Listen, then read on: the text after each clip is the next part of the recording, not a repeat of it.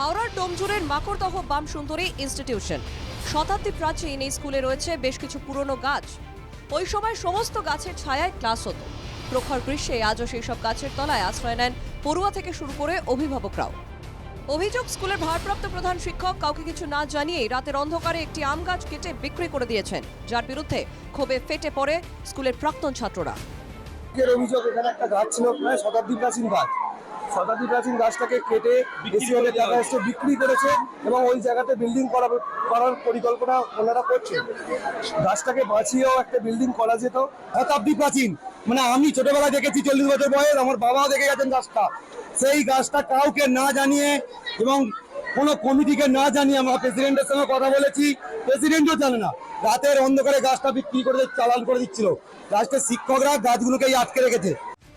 কারো মতামতের তোয়াক্কা না করেই ভারপ্রাপ্ত প্রধান শিক্ষক রাতারাতি গাছ কেটে ফেলেছেন বলেই অভিভাবকদের অভিযোগ। এখানে আম গাছ নিয়ে একটু গন্ডগোল হচ্ছে। আমরা স্কুলে ঢুকেছিলাম, গিয়ে দেখলাম মিডিয়া থেকে আরো লোক এসেছে যে ওই জিনিসটা করেছে, কেন না বলে কেটেছে স্যারকে, সব ওই ভবনী স্যার, কোনো স্যারকে না জানিয়ে কেটেছে। ভারপ্রাপ্ত প্রধান শিক্ষকের বিরুদ্ধে মিড ডে মিল নিয়েও দুর্নীতির অভিযোগ উঠেছে।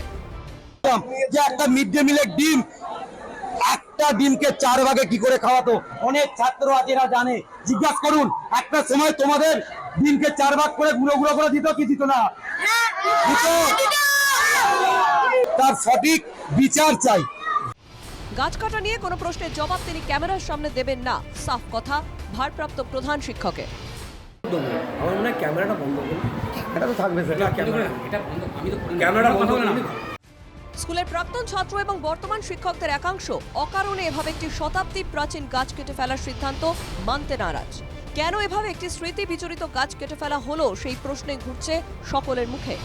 যদিও ভারপ্রাপ্ত প্রধান শিক্ষকের বক্তব্য, তিনি সংবাদ মাধ্যমকে সেই প্রশ্নের উত্তর দেবেন না। হাওড়া থেকে অর্পণ সিংয়ের রিপোর্ট, NKTV বাংলা।